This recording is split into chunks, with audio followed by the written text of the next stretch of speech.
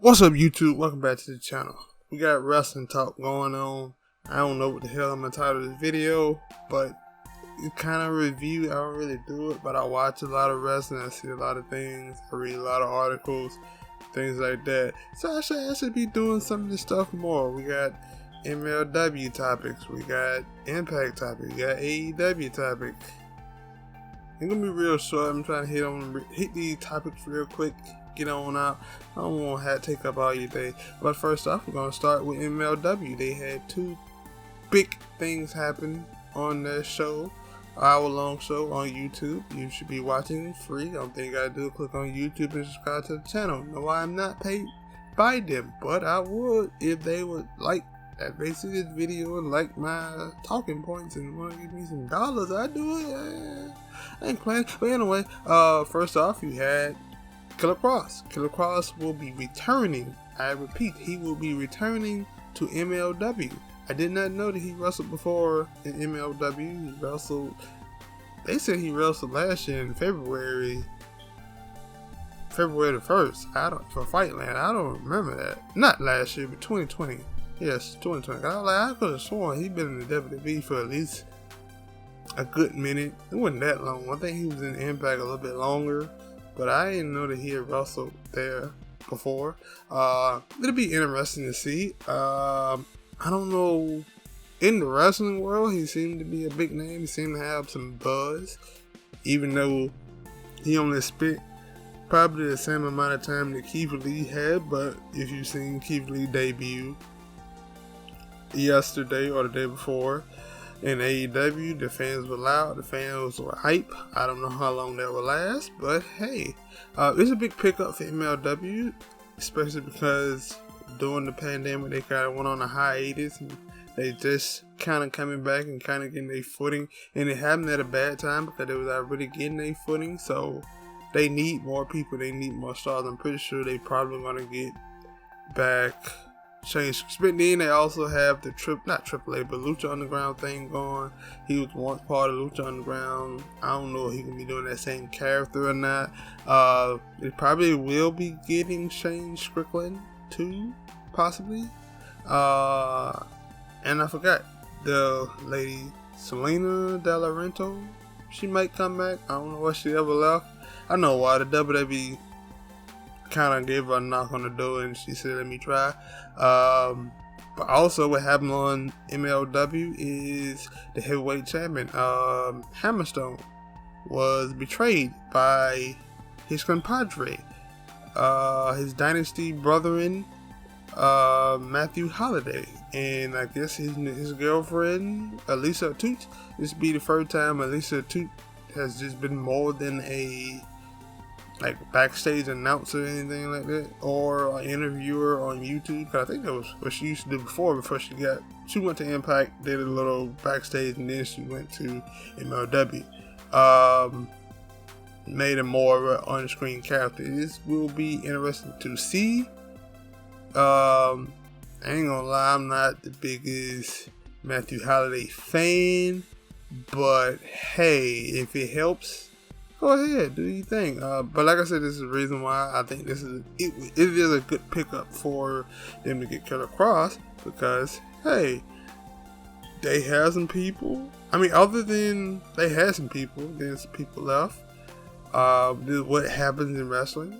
I said this video was gonna be short, and I'm making it long, so I'm gonna go on to the next topic of discussion, which will be Impact Wrestling. They had a little. I seen people online. I don't like this. I'm asking the question. Now I could be wrong, but I believe it's work.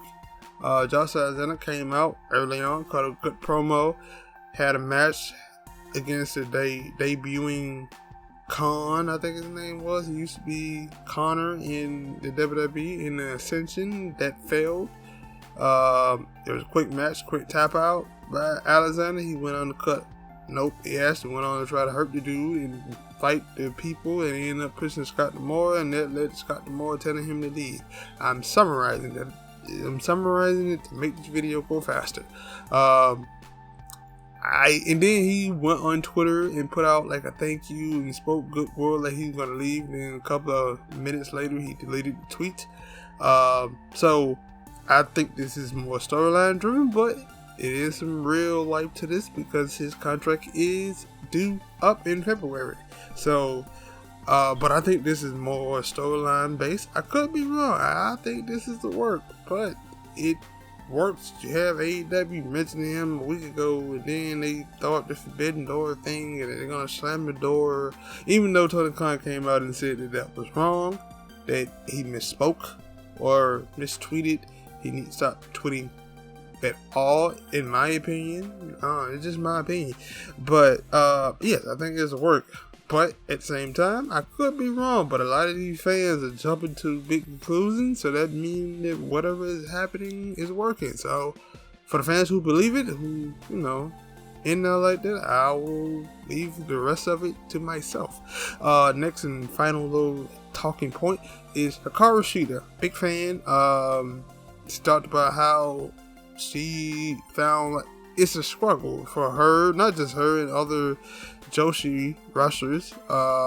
It's a struggle to survive in AEW due to the pandemic, the growth in the women talent and the incoming talent in a way, and the language barrier. Kind of funny that some of the stuff that she was talking about kind of sounded similar to what Big Swole was talking about, but we ain't gonna talk about that right now because Tony Khan's right. Which y'all told me. I'm not the messenger. I actually want to talk a little bit more about this topic, but I want to make this go by quicker. I do agree, because I said this before after she lost the title, she kind of just disappeared. And it's like, it wasn't like she disappeared because she had to go back to Japan, even though she does that from time to time, but she lives in America. She only go back for a short period of time. I don't understand why she wasn't on TV. I don't understand why they didn't do like a return battle or something like that with Britt Baker to try to continue the feud. Especially because sometimes they do like one-off feuds like that, but not out. Like you do it when the person wins the title. Who is the champion wins the match and retains, not loses the title. And you just alright, they don't get a rematch. I didn't like that. I thought that hurt her in a way. And now they trying to rebuild her up, and I think they're doing a good job. They let her talk more. I do like that, but then she had to go off. It took a while. It took a while for them to rebuild her back up, and then she had to go back to Japan. So now, like, I guess they can keep. They are trying their best to keep the whole storyline with Serenity going until she comes back. But I do agree that when AEW first started, they had a bunch of Joshi wrestlers, from Riho to her to Izanami. What was it? Asia Kong, the other little, I forget her name. Was it Rizanami? They had a bunch of them. They had a bunch, and now they don't have none of them. They barely on the show. Riho was hurt. One of the things I've seen in the comments were now people discouraging, not discouraging, but talking down them like they wasn't good, and it's like, that was some of the biggest people that they had. How can you say they aren't good when they're not being shown? It's easy to say anything is not good when it's not being shown. I don't like that argument. I think it's terrible. I think it's dumb.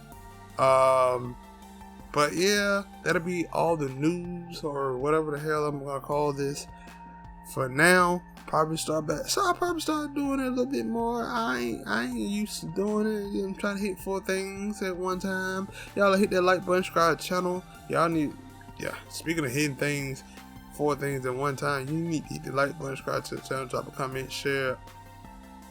I'm missing something. Hit that notification bell. They said there's something good. Hit that too. We out. Peace.